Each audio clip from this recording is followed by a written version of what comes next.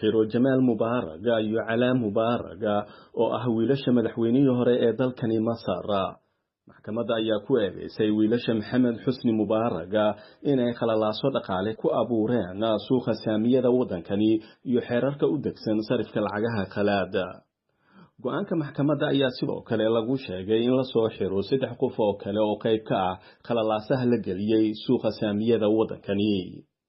TV-ga qaranka Masar ayaa sheegay in Calaa iyo Jamaal ay soo xaadireen marka maxkamadda xukunka ay ridaysay kadibna waxaa loo taxaaday xabsiga iyadoo la fulinayo amarka maxkamadda.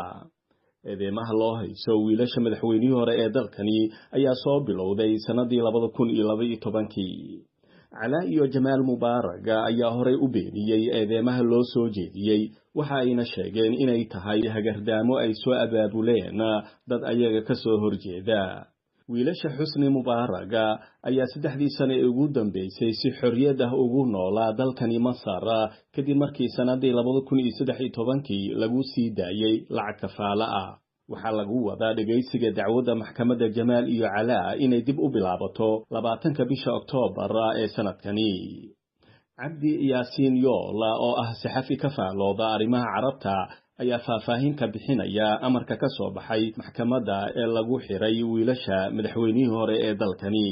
Maxkamadda ku taala dalkani Masar ayaa waxay soo saartay waaran qabasho oo lagu qabanayo wiilashii hore ee madaxweynihii hore ee dalkani Masar. Xusni Mubarak wiilashaas oo kala ah Calaa Mubarak oo ah nin ganacsada oo sheerar badan ku leh shirkadaha ee dalkani Masar iyo Jamaal Mubarak oo ah nin siyaasadda gacangal badan ku leh ahaana ninkii bedel lahaa madaxweynihii hore ee Masar. waxa lagu eedeynayaa labada wiil ee u dhalay madaxweynihii hore ee dalkani Masar inay ku ciyaareen suuqa saamiyada dalkani Masar.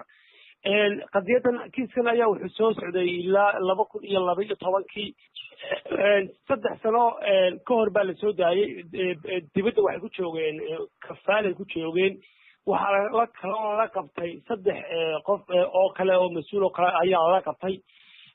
arrintan waxay xildheeriyaashu leeyihiin maadaama labada wiil ee uu dhalay madaxweynihii hore dalkan Masar Jamaal iyo Calaa ay yihiin rag si weyn dalka looga yaqaan waxa iyaguna ay samayn doonaan sida leeyahay inay iska difaacaan eedahan loo soo jeediyay oo leeyahay waa eedeymo siyaasadeed.